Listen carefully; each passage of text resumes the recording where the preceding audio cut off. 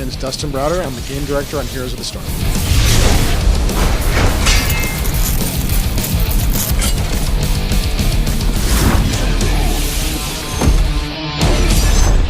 So Heroes of the Storm is a team brawler game. We've got all these characters from all of the Blizzard universes coming together in one big glorious battle trying to destroy one another in this fictional setting of the Nexus, where all the Blizzard universes are coming together. We've got all these different worlds inside the Nexus where there's all these different battlegrounds that you're going to fight on and try to destroy your opponents. So back in 2010, we had just shipped Wings of Liberty, and we were about to go to BlizzCon, and everybody said to us, what are you going to show at BlizzCon? And we said, nothing. We just shipped Wings of Liberty. We're on a break. Like, we're good. And the response like, no, you're going to BlizzCon. What are you going to show? And like, oh, okay, we got to get something done. So one of the things we wanted to do for that BlizzCon was really show off all of the power of the Starcraft tools. And this was at a time when it was not a given that the Starcraft 2 map community would be a huge thing. Of course, now that seems silly to be afraid of that, but at the time we thought, what if nobody comes and makes any mods? What are we going to do?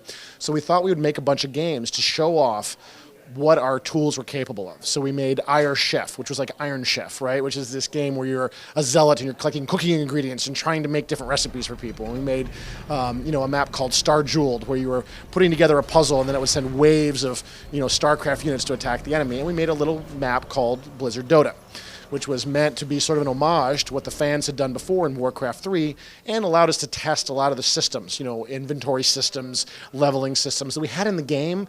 We never used them in Starcraft 2, but we had them there in case people wanted to make them. So we got to test those. Finally, we had a bunch of bugs, fix those bugs, and we made that map and sort of put it out for BlizzCon 2010 and say, there you go.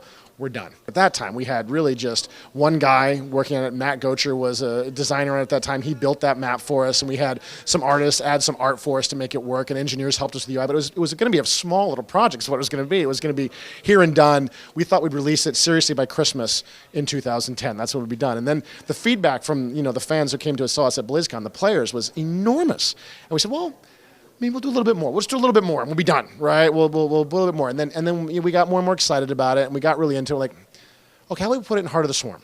We'll put it in Heart of the Swarm, and then we'll be done. We'll be done in Heart of the Swarm. And then we took it back to BlizzCon again, and the response was overwhelming. People were standing in huge lines to come see the game. People were saying wonderful things about it. We went back to the office, and people at the office said, dude, this should be a game. Don't put it in StarCraft. Make it its own thing. It's good enough. You can make that happen. And so we decided to go for it, and kind of naively, not realizing how much work that would ultimately be. And when we sort of finished up with Heart of the Swarm, we put a ton of resources on it at that point. So we've been working really hard in earnest. There's about 90 people working on it right now, but we have engineers who both help with StarCraft and they help with Heroes of the Storm, so there's more there. And then when you add in community people helping us with, the PR people helping us, the quality assurance people helping us with, you're getting, well over, 140, 150 easily.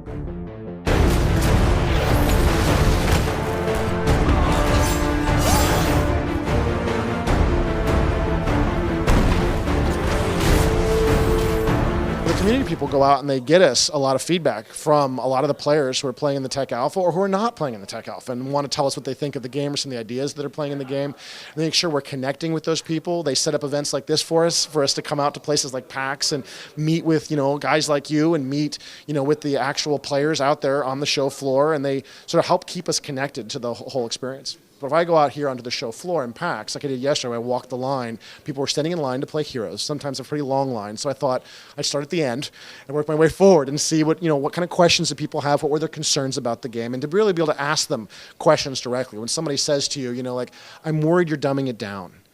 Why are you worried about that? Tell me about what you're seeing and hearing, and so I can understand what their real concerns are. It's very powerful. It really does help the development process. And of course, there's a ton of fun to it too, to be able to connect with people and get geeked up about this game, get geeked up about other games. Super exciting, and it just sort of helps you connect with the fans and get excited about making games. I think there's absolutely a difference between people interacting face-to-face and people interacting anonymously through text. I've had the occasional person, right, who will really aggro when they meet me face-to-face, but it's extremely rare. Online, it's more of a 50-50 kind of scenario, right? So I think there's just a difference in tone. That's just the way humans interact. When they're behind the text, they're not sure that we're listening. They're not convinced that we're out there. So they feel they really need to let us have it. So you got to listen to me. When I'm looking at you like this, I'm listening to you. So you can really give it to me, in a way that's a little bit more polite and kind. That's just natural. Like there's nothing. No, people aren't being bad when they're doing on that online. It's just they're a little afraid, they're a little uncertain that they're going to be heard, and so they really want to just belch you so that they know you're hearing you. You came. I am the Archangel Tyrael, and I will defend this realm from all who would defile it. I think in the Blizzard office, we are all huge fans of our own games. You know, we all are playing Hearthstone, we're all playing World of Warcraft, we're all playing Diablo.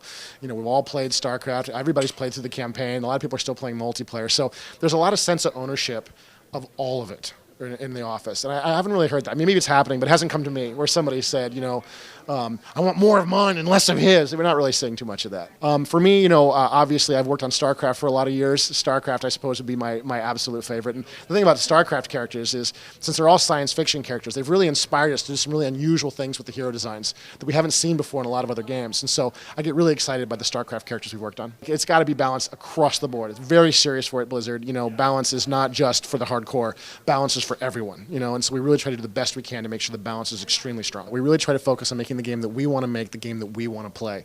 We think we're doing some unique things. We think with our battlegrounds, we're doing some stuff that's kind of unique. We think with our, you know, hero designs, we're doing stuff that's unique. We think our talent system is unique. We think our team leveling system is unique. But if somebody else come on and did those things, it's cool, right? Like, or if they're not as unique as I know, right? That's cool too. We're making the game that we want to play, the game that we think people would be excited about. We just hope that we find an audience. Ooh, and snack time. I think the thing that I'm most proud of recently is Murky. This is this character that we've worked on, you know, with the artists and designers, creating a character that just breaks the rules of the game in a fundamental way.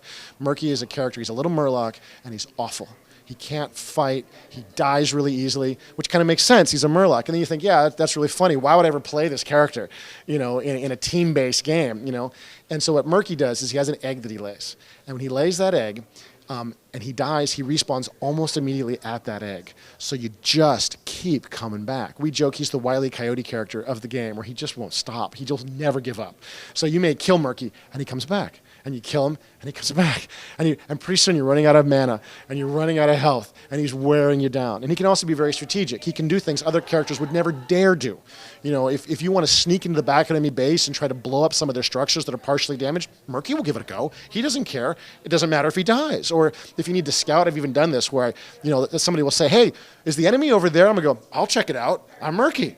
And I'll waddle on over there, and like 5 guys will just aerosol me, and I'll just explode into 1,000 pieces, and I'll go, yep, they're over there, right? And so it really changes the way you play the game, and I'm so proud, you know, that the team has sort of come together and embraced this idea of making heroes that fundamentally challenge what you expect from a hero in our game. And it really makes the game, I think, very different for both the player who is Murky, the player who's not Murky is playing a very different experience right now, and I'm very proud of the team coming together on these.